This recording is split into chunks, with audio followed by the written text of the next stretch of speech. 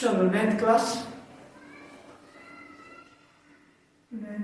क्या है? फिजिक्स ना साइंस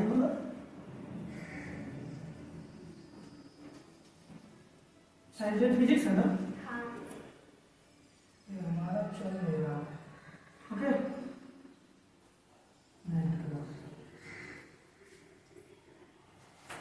टॉपिक क्या पढ़ा? Work and energy. Work and energy, ठीक है। इसमें हमने क्या क्या पढ़ा था कि वर्क क्या होता है, एनर्जी क्या होता है, फिर उसके बाद पढ़ा था नेटवर्क क्या होता है, वर्क डन क्या होता है, वर्क डन पढ़ा था। फिर उसके बाद वर्क डन से आगे हम लोग को चालू करना था। ओके, वर्क डन के बाद हमको चालू करना था। दूसरा टॉपिक आता है एनर्जी। एनर्जी क्या होता है? ओके, एनर्जी मतलब ऊर्जा, हिंदी में बोलते हैं उसको ऊर्जा। ओके, अब एनर्जी क्या होता है? देखो, कोई भी काम करने के लिए हमको क्या चाहिए? एनर्जी। फॉर्म्स ऑफ एनर्जी आते हैं, फिर एनर्जी आते हैं। हमने वर्क समझा था, वर्क क्या होता है, वर्क कैसे काम करता है, वर्क का फंडा क्या होता है, वर्क को काम करने के लिए क्या सपोर्ट चाहिए, मतलब वर्क कैसे, मतलब वर्क को हिंदी में काम बोलते हैं, काम। तो वर्क करने के लिए क्या क्या हमको सपोर्ट चाहिए, वर्क करने के लिए क्या क्या फ्रिक्शन चाहिए। फ्रिक्शन मतलब अगर आपके शरीर में अगर कुछ ऊर्जा नहीं रहेगी, ऊर्जा मतलब हिंदी में उसको, इंग्लिश में एनर्जी बोलते हैं, हिंदी में उसको ऊर्जा बोलते हैं। तो ऊर्जा क्या होती है? जो हम वर्क करते हैं उसका जो कैपेसिटी होता है, तो जो कैपेसिटी होता है वही क्या कहलाता है? मतलब एनर्जी कहलाता है। मतलब हिंदी में बोला जाता है कार्य करने की क्षमता को ऊर्जा कहते हैं, यानी कार्य करने की क्षमता। तो हिंदी वाले को भी कवर कर लेते हैं, काफी लोगों से कही थे कि सर इंग्लिश मीडियम में खाली पढ़ा देते हैं। तो वह कार्य करने की क्षमता को ऊर्जा कहते हैं, यानी कार्य करने की, मतलब जो हम कार्य कर सकते हैं, यानी जो वर्क करेंगे उसकी क्षमता, मतलब कैपेसिटी, यानी उसको क्या बोलते हैं? हम लोग ऊर्जा बोलेंगे। मान लो हमको ये है, ये पेंसिल को हमको उठाना है, तो हमको चाहिए ना ऊर्जा, हमको कैपेसिटी होना चाहिए ना कि इसको उठाने पर हमारा कैपेसिटी। नहीं बोलते हैं चलो कैपेसिटी है तो थोड़ा पहाड़ उठा कर दिखाओ, तो नहीं उठाते आदमी। तो उसके लिए क्या चाहिए? अब कैपेसिटी यानी क्षमता चाहिए। हिंदी बोलते हैं क्षमता चाहिए, यानी कैपेसिटी चाहिए। आपके अंदर कितना पावर है, कितना कैपेसिटी है, कितना क्षमता है, आप उस काम करोगे। तो कोई भी वर्क करने के लिए आपके अंदर क्या होना चाहिए? कैपेसिटी होना चाहिए। कैपेसिटी कब आएगा? जब आपके अंदर एनर्जी होगा, यानी ऊर्जा होगा। क्या होगा? ऊर्जा होगा। खूब हम हिम्मत दिखाएंगे, नहीं मेरे अंदर बहुत कैपेसिटी है, मैं एक मान लो 50 किलो का गोनी है, मान लो बाइक है, छोटा सा स्कूटी है, वो पीछे से उठाना, हमको हिला नहीं। छोटा बच्चा को बोलोगे उठाने, उठाएगा? नहीं उठाएगा। रीजन क्या होगा? क्योंकि उसकी कैपेसिटी, उसकी एनर्जी लो, उस एज कंपेयर उससे कम है। क्यों? उसके अंदर क्या है? हर वस्तु के अंदर, हर ऑब्जेक्ट, एनी ऑब्जेक्ट के अंदर क्या होता है?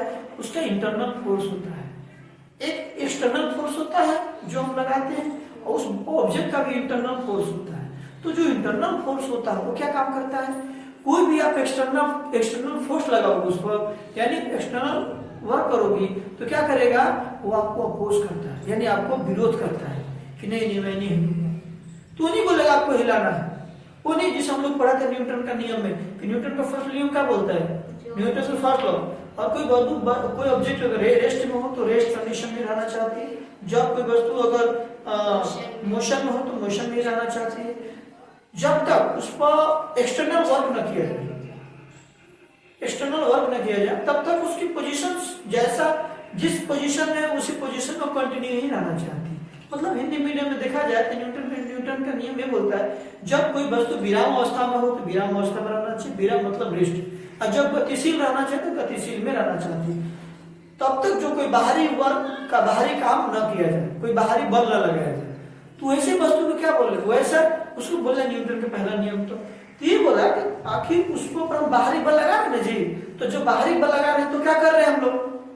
तो बाहरी बल लगा रहे हैं, तो उसको देख रहे हैं कि उसके अंदर कैपेसिटी इतनी है, तो हमको इससे अधिक कैपेसिटी लगाना। एक छोटे बच्चे को बोलोगे बाइक उठा के इधर रख दो, एक बाइक उठा के इधर रख दो, पीछे से उठा कर इधर रख दो, तो रख पाएगा? नहीं रख पाएगा, क्योंकि उसकी कैपेसिटी क्या है, कम है, उसकी शक्ति क्या है, कम है। तो उसकी एनर्जी है, उसके एज कंपेयर जो एक्सटर्नल ऑब्जेक्ट है उसके कंपेयर में क्या है, कम है। जिस उससे इससे उसका क्या है, ज्यादा है, किसका, इंटरनल ऑब्जेक्ट का। तो कहने का मतलब कोई भी ऑब्जेक्ट को अगर हम कहीं भी वर्क करना है तो वर्क करने के लिए क्या चाहिए, एनर्जी चाहिए। क्या चाहिए, एनर्जी चाहिए। आपकी किताब के अनुसार लिखा है life is impossible without energy. इन्होंने बोला है life is impossible without energy. इन्होंने बोला कि जीवन इम्पॉसिबल है जीना बिना एनर्जी के। सही बात है कि आदमी को क्या होता है, आप दुबले पतले हो रहे हो, थोड़ा सा प्रोटीन लो, एनर्जी मिलेगा। खाना थोड़ा थक के आओ, काम करके, और कोई काम कर रहा है तो थोड़ा पानी पी लो, थोड़ा गुड़ खा लो, थोड़ा मीठा खा लो, चाहे किशमिश खा लो, अब तो आपको थोड़ा एनर्जी आ जाएगा तो काम करो। हम पूरा दिन काम करते हैं, सुबह जगते जगते शरीर पूरा रेस्ट में रहता है, यानी रेस्ट कंडीशन मतलब विराम अवस्था में रहता है। हम उठने का मन नहीं करता, उठते हैं एनर्जी, भरपूर एनर्जी के साथ उठते हैं, लेकिन फिर भी एक चाय पीते हैं। जिसका आदत है चाय पीने का, चाय पीता है, कोई एक गिलास पानी पीता है। पहले के बुजुर्ग लोग चाय नहीं पीते थे, सुबह एक लोटा पानी पीते थे, एक गिलास पानी पीते थे, तो उनकी एनर्जी उससे मिलती थी। तो अब के लोग चाय पीते हैं, मैं नहीं पीता हूँ चाय, मैं बहुत कम चाय पीता हूँ। कई किस्म हो कि नहीं चाय यहाँ पीना ही है, नहीं तो मान प्रतिष्ठा के बाद तभी पीऊंगा, नहीं तो नहीं पीऊंगा। चाय एक ऐसी आदत है, शुगर की वजह से बहुत सा रोग होता है, तो नहीं कि चाय खराब चीज है। अब बहुत लोग आदत हो गया है कि नहीं चाय नहीं पियेंगे तो सर दर्द करने लगेगा, चाय नहीं पियेंगे तो फ्रेश नहीं हो पाएंगे सही से, चाय नहीं पियेंगे तो दिन का चेहरा खराब हो जाएगा। तो ये सब जो आदतें हैं वो आपको बॉडी क्या एक्सेप्ट कर रही है। जिससे हमने पढ़ा था, कब क्या सेल पढ़ा था, माइक्रोबियम पढ़ा था, तो क्या उसमें पढ़ा था आपको, life the fundamental unit of life में क्या पढ़ा था, the fundamental unit of life में सेल्स क्या होते हैं। तो सेल्स मतलब वो जो बॉडी में सेल्स है, जो बॉडी में हमारा एक्टिविटी हो रही है, वो एक्सेप्ट कर लेता है कि नहीं हमको ये चीज चाहिए। इसीलिए बोला है कि life is impossible without energy, यानी लाइफ में विदाउट एनर्जी का तरफ आए, विदाउट एनर्जी का लाइफ में क्या है,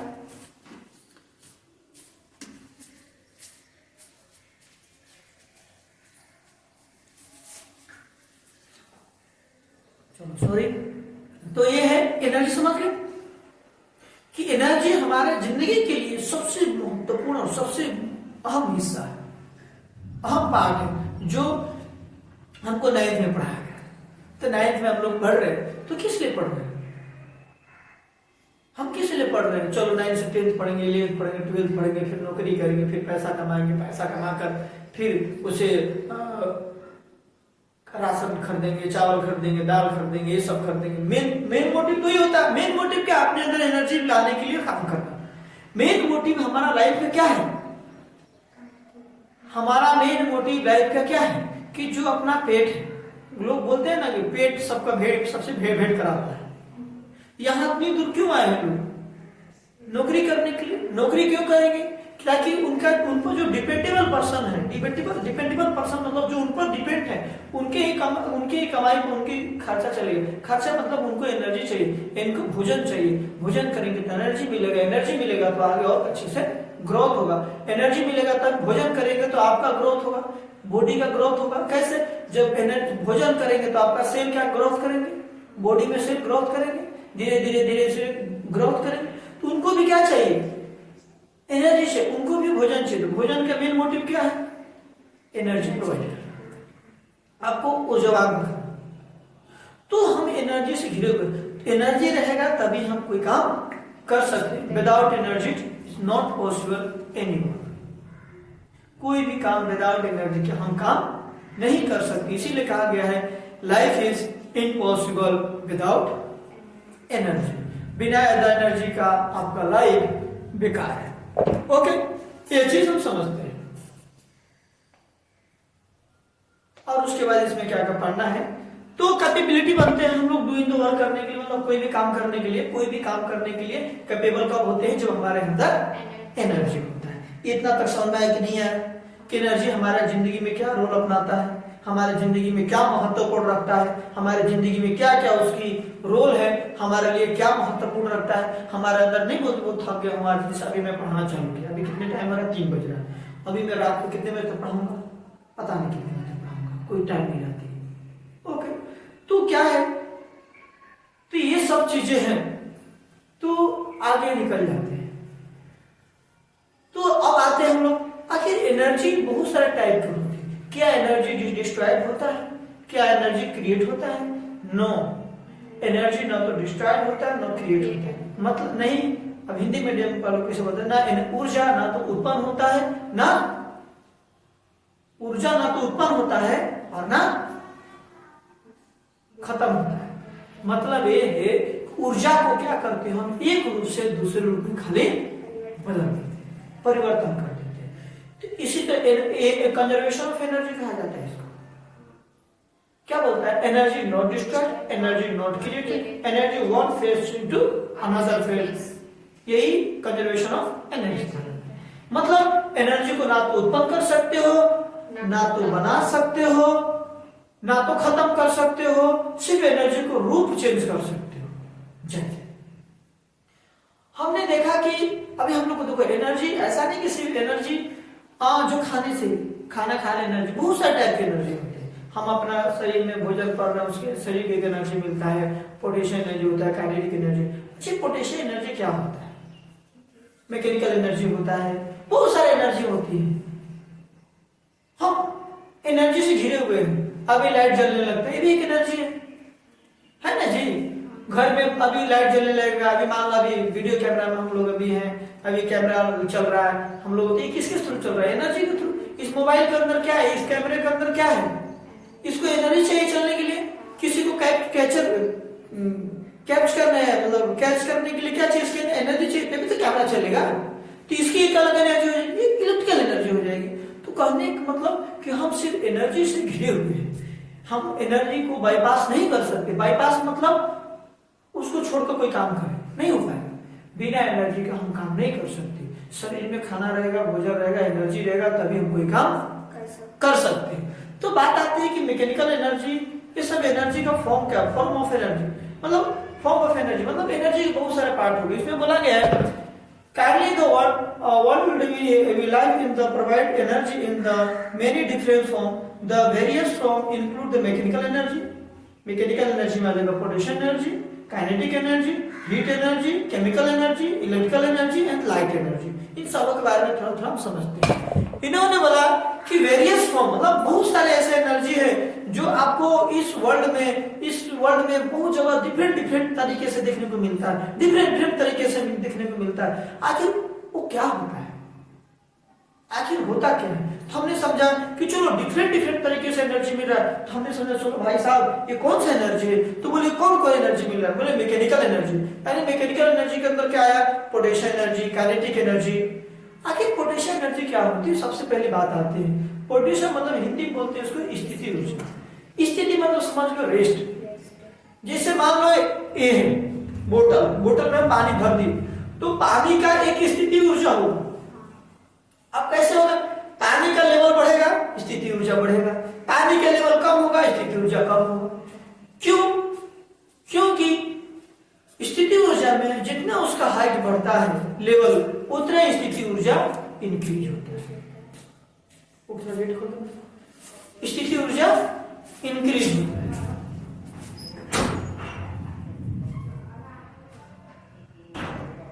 ओके, तो ये स्थिति ऊर्जा इंक्रीज होता है।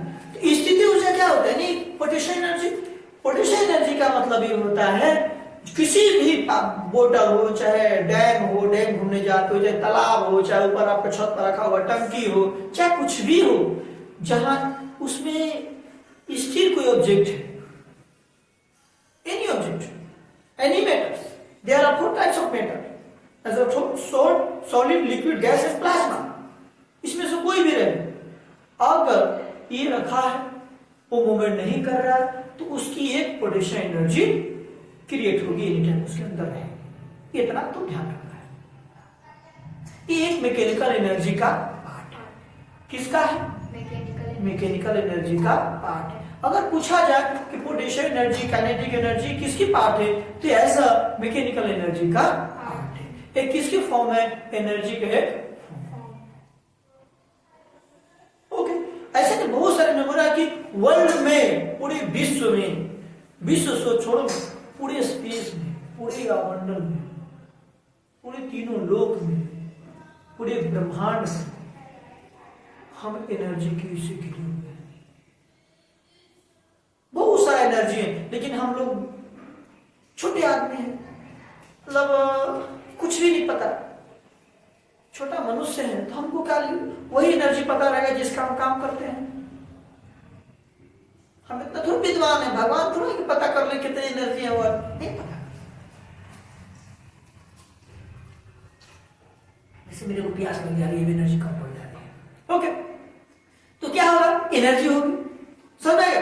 तो कम से कम ये बोतल है, तो बोतल में एनर्जी है, चालू है, बोतल में एनर्जी है, तो एनर्जी का, अब बोतल खाली हो गई, इसमें एनर्जी है, एक बोतल का भी एनर्जी है, इसका भी एक स्थिति ऊर्जा है ना जी, इसका भी तो है। लेकिन अब बोतल में हमने पानी भरता, लिक्विड, पानी का लेवल यहाँ था तो एनर्जी तो कुछ और था, फिर पानी का लेवल यहाँ हुआ तो इसका एनर्जी कुछ और, पानी का लेवल यहाँ हुआ तो कुछ एनर्जी उसका हुआ, पानी का लेवल यहाँ हुआ तो इसका एनर्जी कुछ और हुआ, पानी का लेवल यहाँ हुआ तो इसका एनर्जी कुछ और हुआ। क्यों?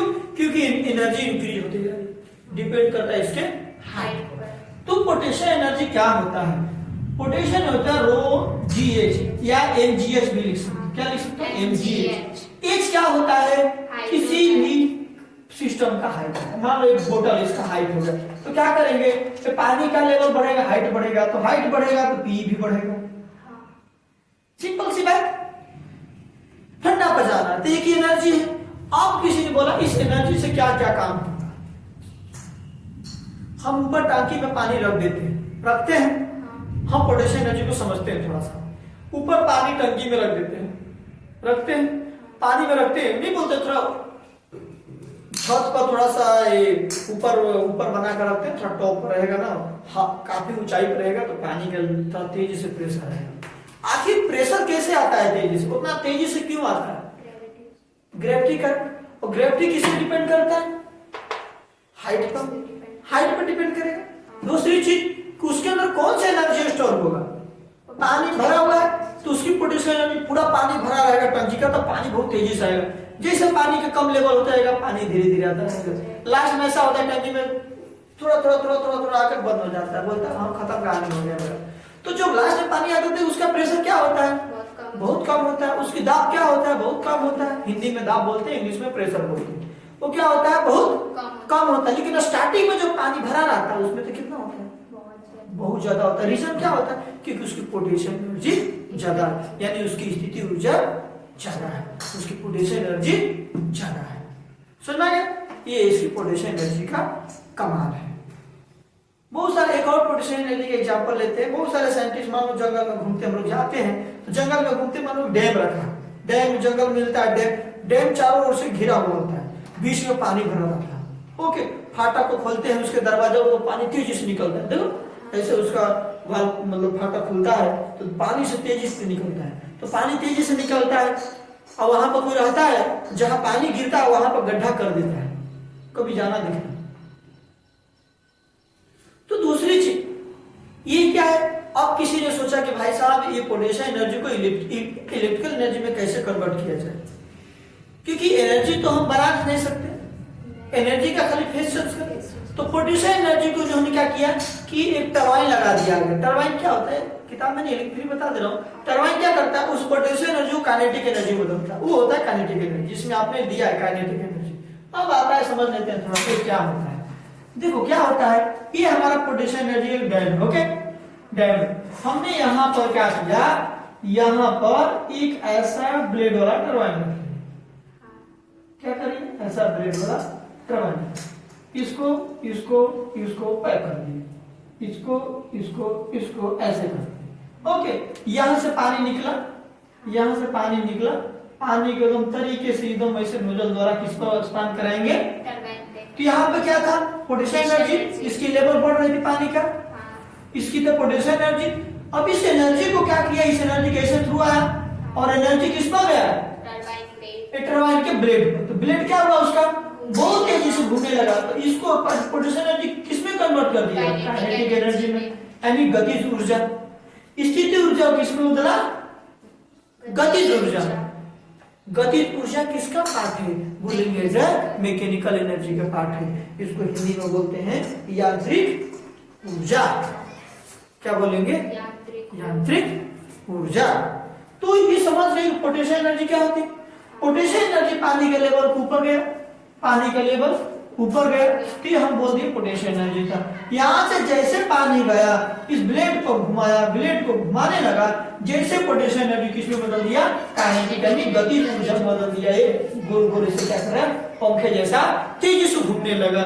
और जैसे घुमा, यहाँ पर क्या हुआ, पानी यहाँ से निकला, इसको घुमाने के बाद पानी गिर कर पानी क्या हुआ, खेत में चला।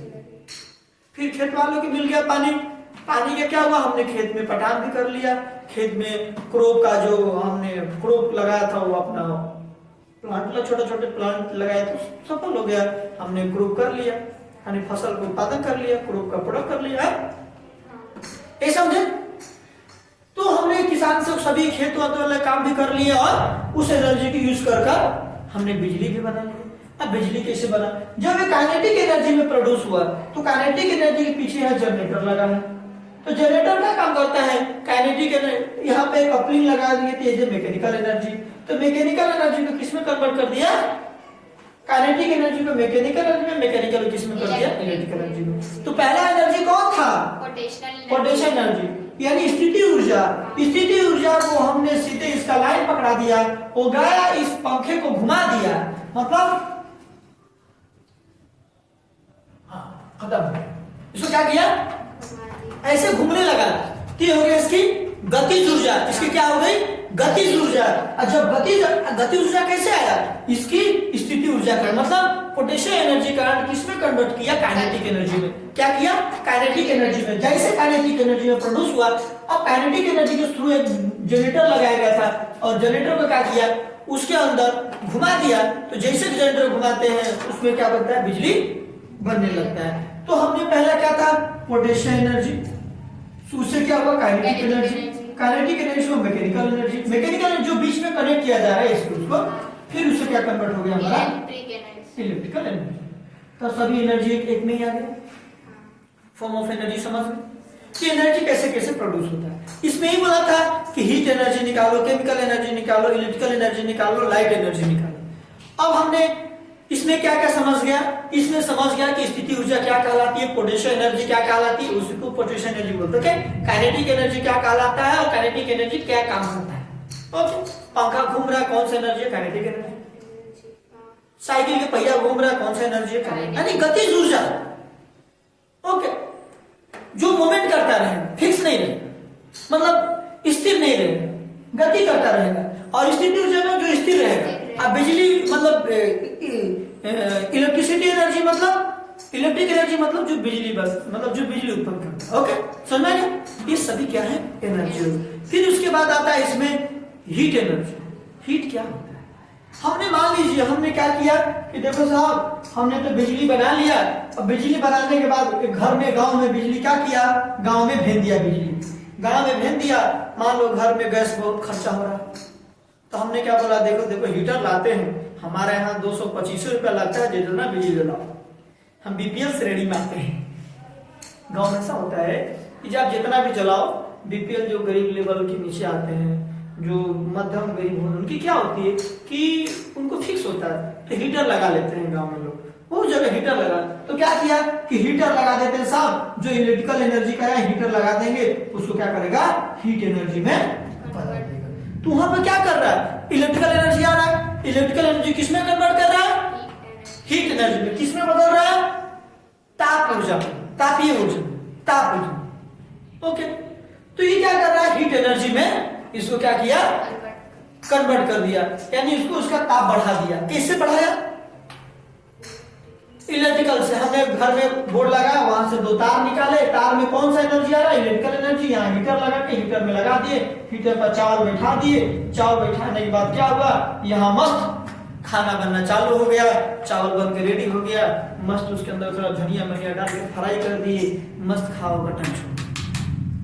तो हमने क्या पहले निकला, कैसे रोल खेला रहे देख रहे हो, पहले पोटेंशियल एनर्जी, फिर काइनेटिक एनर्जी, फिर मैकेनिकल एनर्जी, फिर इलेक्ट्रिकल एनर्जी, फिर तापीय एनर्जी। आया तापीय एनर्जी? यहाँ तक समझ में? तो भाई साहब बोले कि ठीक है खाना वाना तो बना रहे हैं आप, लेकिन अंधेरे में है, तो बोले ठीक है मैं आपको लाइट एनर्जी देते हैं। तो लाइट एनर्जी क्या होता है, जिससे बल्ब को जला देते हैं, तो एक एनर्जी दे देता है। कितना अच्छा लगता है, देखो यार एनर्जी मतलब मस्त, ना खराब, मस्त हो गया, एक एनर्जी हो गया, एक लाइट एनर्जी। समझ में आ गया? तो अब आगे आते हैं केमिकल एनर्जी। केमिकल एनर्जी क्या होता है?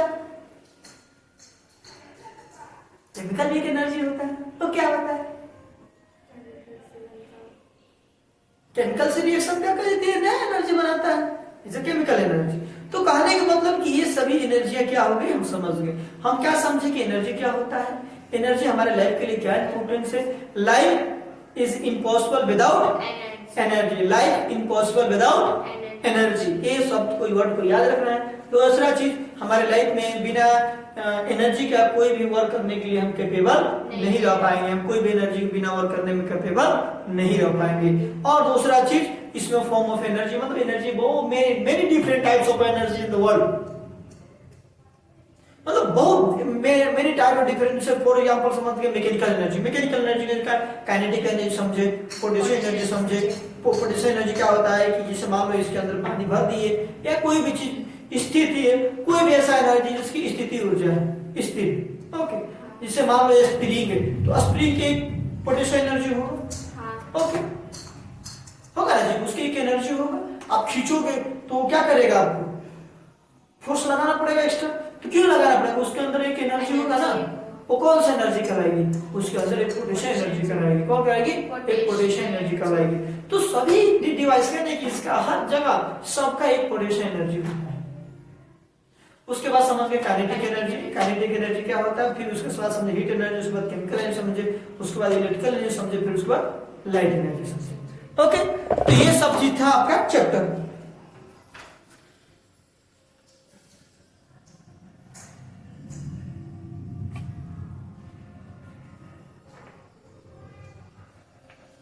अब आता है law of conservation of energy. अभी जो आपको अभी हम बताए थे, अभी law of conservation of energy, ऐसे इसके बारे में और डिस्कस कर लेते हैं। ये सभी एनर्जी के बारे में हमने बता दिया, तो पूरा चैप्टर खत्म हो जाता है।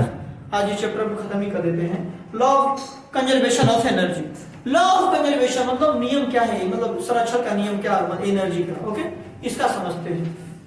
ये क्या कहता है, किताब के अनुसार आते हैं, क्या बोलता है, we learned that the form energy can change from one form to another form. What happened to the total energy of system during or after the process? ये जो फलाना चिलाना ठिकाना करते रहेगा, हम लोग अपना फलाना चिलाना ठिकाना को चलना है। कैसे क्या समझते हैं, हमने बोला law of conservation of energy. मतलब अभी हम स्टार्टिंग में बोल दिए थे कि इनका ये कहना है कि एनर्जी कुछ नहीं करता है, एनर्जी कभी बनता नहीं है ना, एनर्जी को आप खत्म कर सकते हो। मतलब एनर्जी ऐसा एक आत्मा है, भगवान है, मान लो तो भगवान है। अब भगवान को तुम प्रकट कर उत्पन्न कर सकती हो, नहीं। भगवान को खत्म कर सकती हो, नहीं। भगवान क्या करते हैं, अलग अलग रूप में आते हैं। कभी राम जी बन के आते हैं, तो कभी कृष्ण भगवान बन के आते हैं, तो कभी दुर्गा जी बन के आते हैं, तो कभी शंकर जी बन के आएंगे, तो कभी काली मैया बन के आएंगे, तो कभी क्या बन के आएंगे, कभी मनुष्य के रूप में ही आकर आपका सहायता करेंगे। ओके, ये होता है। तो वो एक तरह की एनर्जी है, एनर्जी एनर्जी तो क्या है, एक तरह का एनर्जी है। तो एनर्जी क्या कर रहा है, ना डिस्ट्रॉयड हो रहा है ना क्रिएट हो रहा है, वो खाली क्या कर रहा है, उसका रूप चेंज हो रहा है, फेस चेंज हो रहा है। कभी इस रूप में तो कभी इस रूप में, कभी भगवान यहाँ किस कृष्ण रूप में मिले तो कभी राम रूप में मिले, तो कभी श्याम रूप में मिले, तो कभी किस रूप में आके हमको सहायता कर दे, तो कभी गुरु रूप में मिलते हैं। ओके, कभी माँ बाप के रूप में भगवान मिलते हैं, कभी भाई के रूप में भी भगवान मिल जाते हैं। ओके, तो ये क्या है, उसी तरह एनर्जी। एनर्जी क्या करता है, अपना रूप को चेंज करता है, कभी इस रूप में तो कभी उस रूप में तो कभी उस रूप में तो कभी उस रूप में, लेकिन खत्म नहीं होता है, लेकिन खत्म नहीं होता है, सिर्फ एक रूप से दूसरे रूप में परिवर्तन होता है। पिक्चर के लिए यही कहलाता है law of conservation of energy. Okay, अब आते हैं अगला चीज।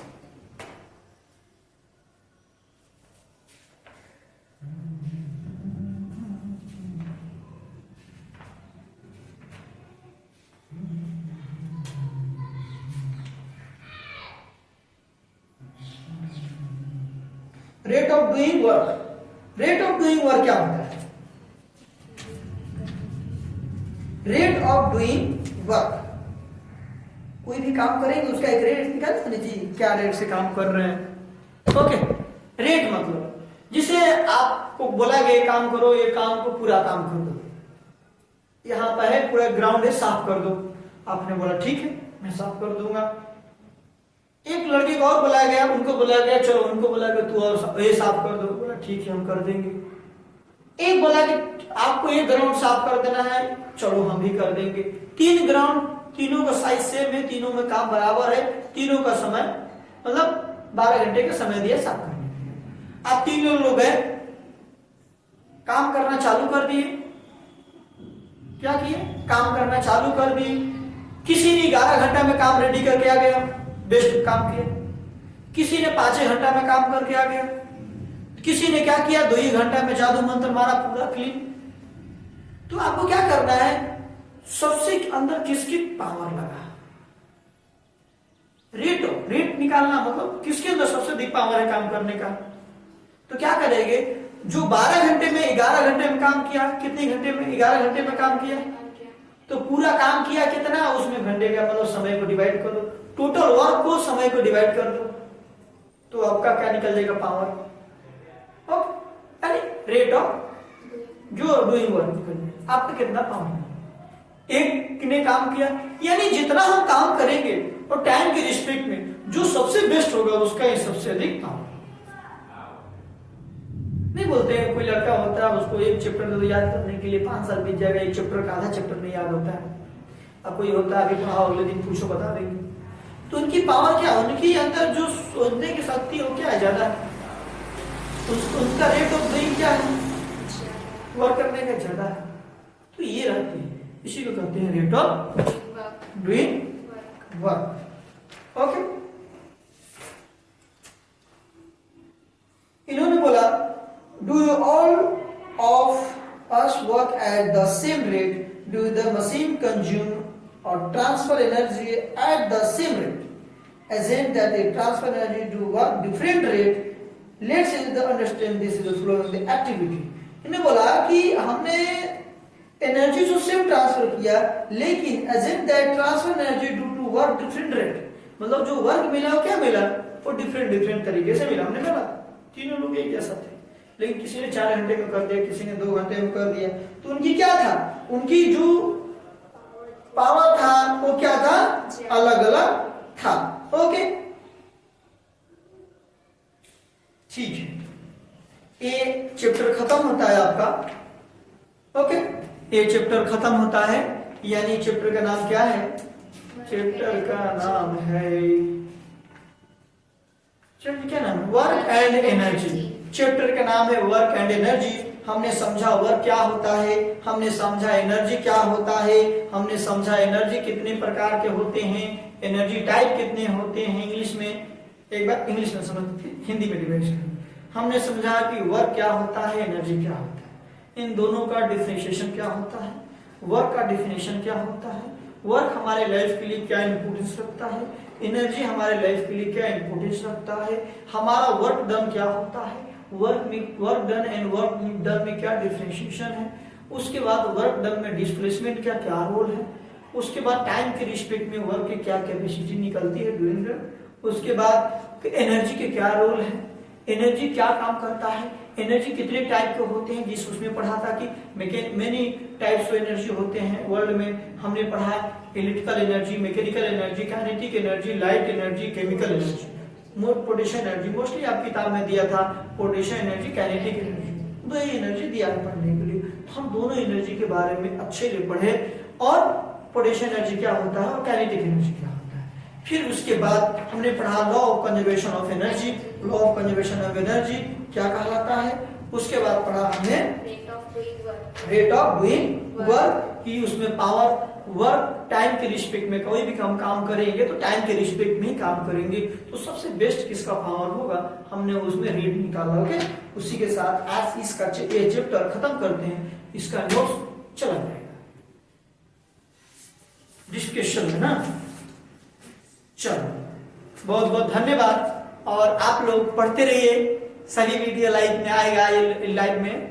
और एक चीज है कि अब 9th का हो चाहे 10th का हो चाहे 11th का हो चाहे 12th का, सोचूंगा क्लास तो चलता है लेकिन लाइव नहीं करता हूं, तो 9th का आप सभी वीडियो क्लास बाय क्लास आएगा, उसका नोट्स भी आएगा, उसका टेस्ट सीरीज भी कराया जाएगा, उसका एग्जाम भी होगा ऑनलाइन। ओके, उसका सभी पेपर जो भी पेपर होगा जिसे इसमें टेलीग्राम का आईडी है उसके ऊपर पेपर जाएगा, क्वेश्चन आंसर जाएगा, short question, long question, objective question सब रहेगा। यानी हम फरवरी से पहले इतना रेडी होंगे कि इस किताब से कहीं से भी क्वेश्चन आए, चाहे जैसे भी घुमा कर, चाहे ऑनलाइन वाले हो चाहे ऑफलाइन वाले हो, सब रेडी हो। ओके ठीक। और जो ऑनलाइन वाले जितने भी लोग हैं जो इस इलाका में रहते हैं, यानी ये अंकलेश्वर भरूच के इलाका में रहते हैं, अंकलेश्वर के इलाके में अनाड़ा साइड, वो आ सकते हैं छुट्टी के लिए। ओके, उनका कोई ऐसा नहीं, उनका रिवीजन किया जाएगा, पढ़ाया। ठीक है, थैंक यू, बहुत बहुत धन्यवाद। लाइक सब्सक्राइब किया करिए, आप लोग नहीं करते हैं। ठीक।